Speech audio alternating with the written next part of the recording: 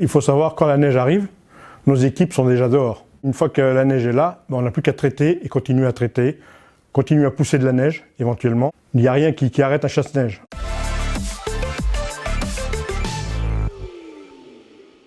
Bonjour, c'est Fernand Diaz pour Lumière Sûre.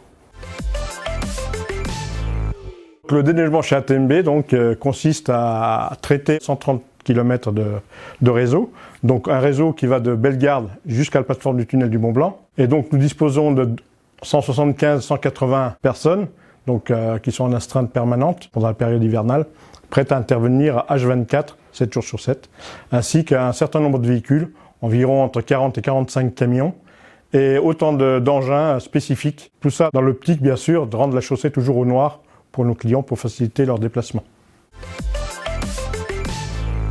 Chez ATMB, nous disposons de 16 stations réparties sur tout le réseau et de données météorologiques de Météo France.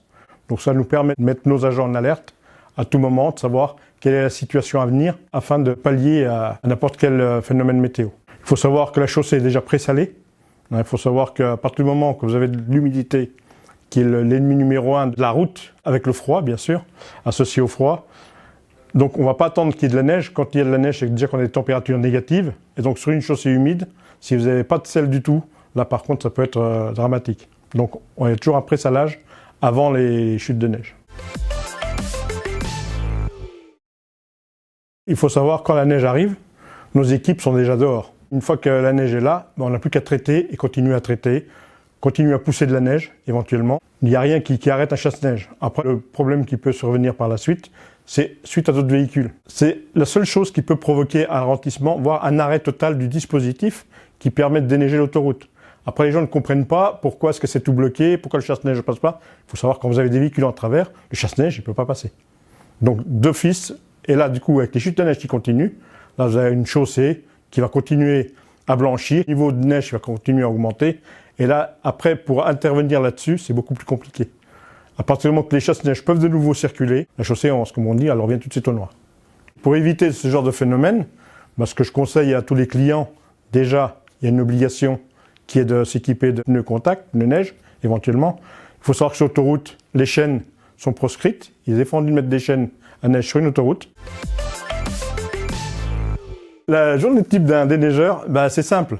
Si c'est la journée, il arrive au centre, il y a une prise de poste, il demande quel est son circuit, quel est le type de camion qu'il va utiliser, le grammage, enfin toutes ces techniques qui vont lui permettre justement d'intervenir sur le réseau. Il demande à son supérieur quel type de circuit il va faire. En général, un circuit, c'est 2 heures de temps. Il faut dire que chasse-neige qui est hors gabarit, il faut le savoir, avec sa lame, il ne dépasse pas les 50 km/h. Selon le type de neige et selon la densité de la neige, on peut faire appel à un deuxième camion, ce qu'on appelle un train routier, un train de déneigement, c'est-à-dire que vous avez 2 camions de front qui déneigent les 2 voies quasiment d'un coup. Au jour d'aujourd'hui, on a des équipements très performants au niveau des traitements de chaussée. Il faut savoir qu'on grâce à la finesse des prévisions météorologiques et voire du type de contrôle des chaussées, on arrive à optimiser vraiment les salages, à savoir qu'aujourd'hui, un salage, par rapport à il y a une vingtaine d'années, est divisé par 3. On met beaucoup moins de sel à l'heure actuelle. On privilégie aussi la saumure de sodium. C'est un sel dissous dans l'eau. Donc selon les températures, on n'utilisera que de la saumure, de sel. Et du coup, on met beaucoup moins de sel sur la chaussée. Il faut savoir qu'on a des camions aujourd'hui, des matériels, sans exagérer, qui peuvent saler au gramme près. Tout est optimisé afin d'éviter de mettre du sel à tort et à travers. Une saumure fabriquée à partir d'eau de pluie, à savoir qui est récupérée avec un dispositif sur les toits et une cuve de 100 mètres cubes d'eau dans le sol. Donc c'est une eau qui nous permet et de fabriquer de la saumure et de laver nos véhicules. Et l'été, de laver nos engins de fauchage.